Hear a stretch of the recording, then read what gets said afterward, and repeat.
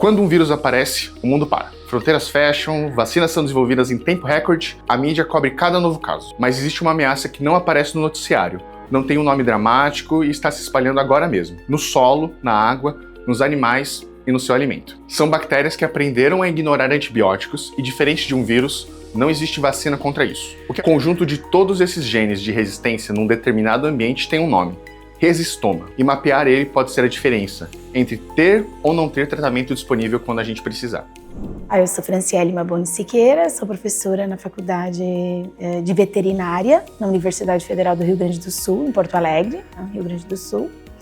Sou formada em veterinária e trabalhei desde a primeira semana de faculdade com diagnóstico microbiológico. Eu sou professora desde 2018, na URGS, e o meu grupo de pesquisa, então, as nossas pesquisas são voltadas para metagenômica e genômica, para a compreensão da interação patógeno-hospedeiro e também para a compreensão da ação ambiental na manutenção de genes de resistência antimicrobianos, num contexto de saúde única, não só na medicina veterinária, mas também no contexto de saúde única. O resistoma é uma coleção de genes de resistência identificados em uma dada amostra, num dado sítio, num dado local.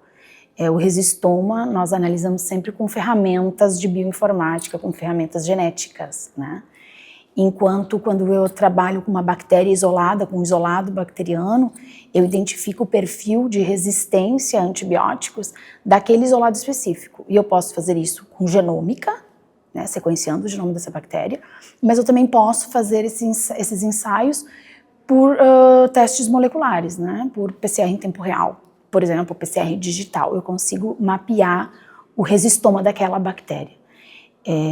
Mas aí eu estou falando de um único isolado bacteriano. O resistoma, quando eu uso a palavra resistoma, nós normalmente nos referimos mais a um contexto de ômica, feito por metagenômica, em que eu estou vendo a coleção de genes em uma amostra complexa, numa extração de DNA complexa e não de isolados pontuais. É uma resposta muito mais rica, muito mais ampla para um ambiente. Então me dá um contexto geral do ambiente e com mais profundidade.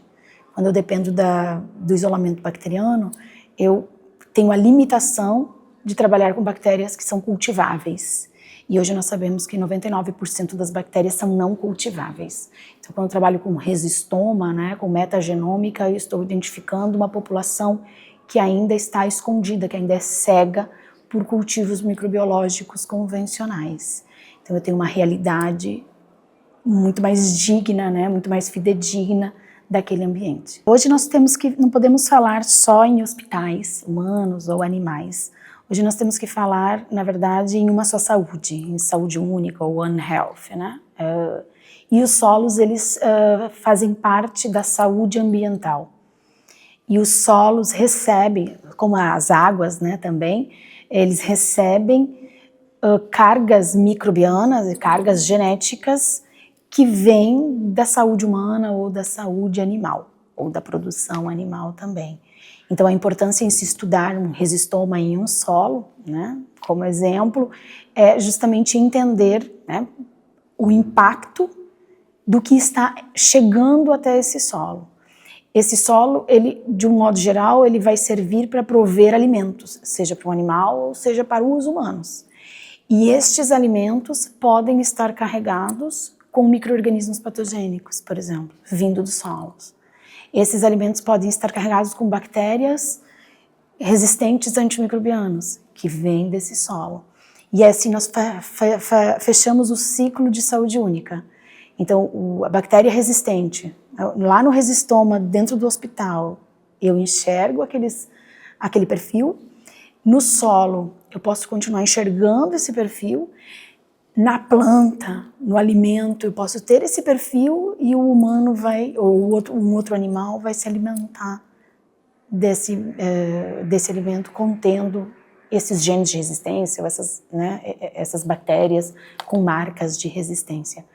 Então, o solo, na verdade, ele está num ponto de conexão entre saúdes, né, entre todas as saúdes. Ele é a saúde do ambiente, na verdade. Então essa é a importância, ele é um marcador do que está sendo espalhado no ambiente e do que está sendo mantido no ambiente.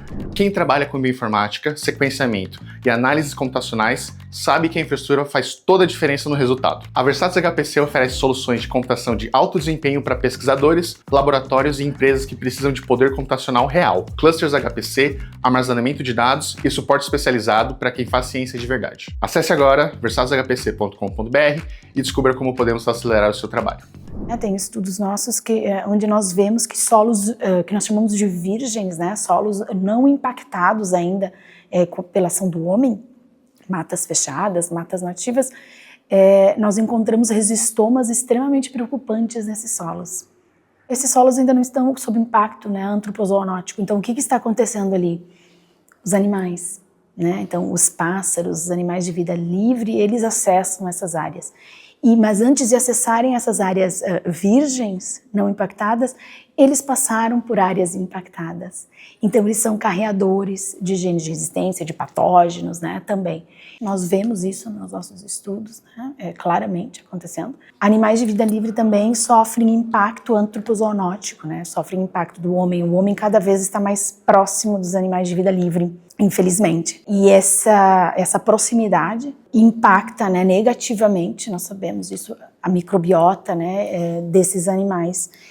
E eles vão circular em áreas, né, então, distintas, vão se encontrar com outros animais que não sofreram o impacto antropozoonótico e vão acabar transferindo, né, esse seu impacto para outros. Então, eles conseguem ampliar a distribuição de uma bactéria patogênica, né, ou de uma bactéria carreadora de genes de resistência. As mudanças climáticas estão acelerando a difusão, né, de genes de resistência, de patógenos desconhecidos ou patógenos que não estavam, na verdade, em grandes concentrações ou em grandes presenças, né? Então, a gente vê grandes enchentes, né? E quando a gente vê uma enchente, né, essa água carrega genes de resistência, né? Então, o resistoma é completamente alterado, né, nos rios, nos lagos, né, no momento de uma cheia. E, por outro lado, no momento de uma seca também, né? Tu vai ter uma maior concentração ali, talvez, de bactérias, vai se sobressair algumas bactérias, né, que vão resistir àquela maior concentração de sólidos, né, já que a água vai baixar, né, e de compostos que podem ser tóxicos para algumas, vão sobreviver um grupo menor, mas talvez esse grupo que sobreviva ele seja de impacto significativo para o meio ambiente e para a saúde humana e animal.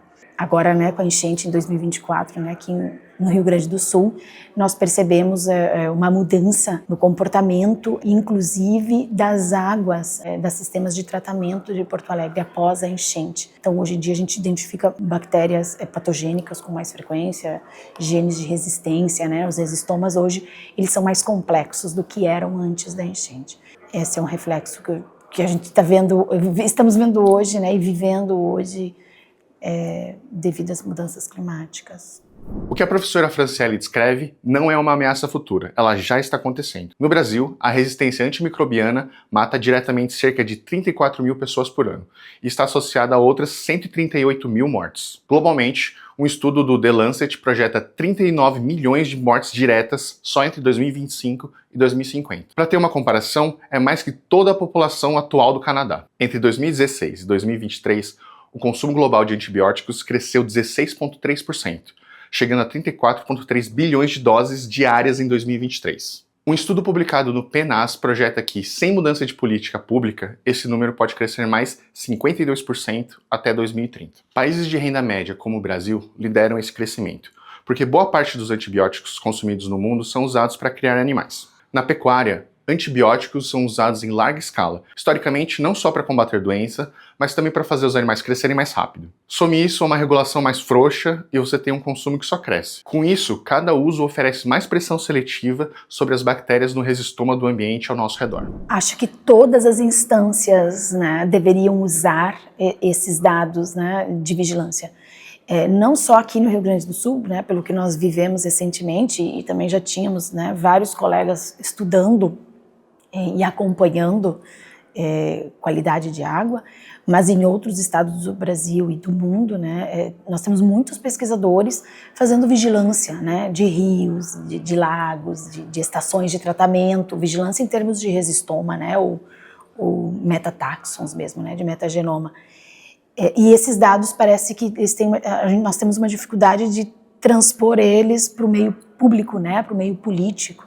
Todas as instâncias precisam receber esses dados, seja a vigilância sanitária, a vigilância ambiental, né, o Ministério da Agricultura, as secretarias da Agricultura, todos os setores precisam entender esses dados, digerir esses dados e fazer uso deles para monitorar.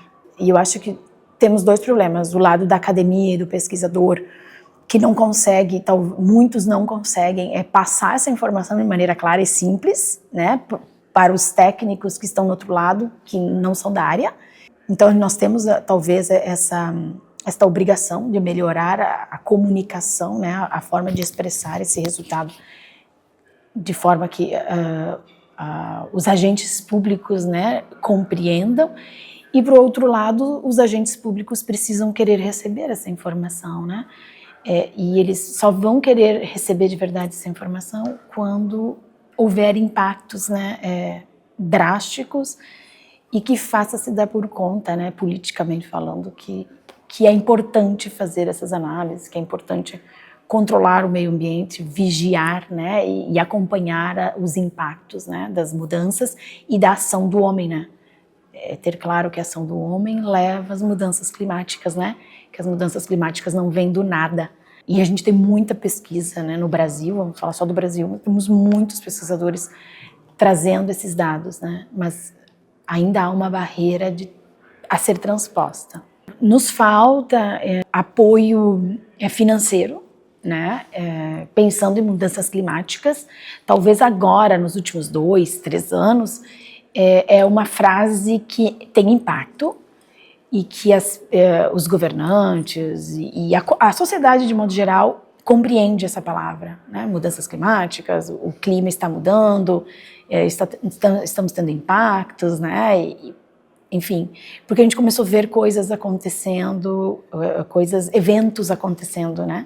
É isso que acontece. Nós não temos grandes aportes financeiros por parte dos governos, por parte, né, das agências de fomento, por parte de empresas, né, para aportarem esses tipos de estudo, que são estudos caros, que demandam vigilância, demanda períodos longos de análise, né? Vigilância não é ir lá e fazer uma coleta e esquecer, né? Vigilância é acompanhar ela tem um custo, então é um investimento a longo prazo, né? E nós não temos isso. Não tínhamos isso. Agora nós começamos a ouvir mais, né, incentivos nesta direção, né, para essa dinâmica. Então, os resultados desses investimentos ou dessa valoração do tema, nós vamos demorar alguns anos para sentir.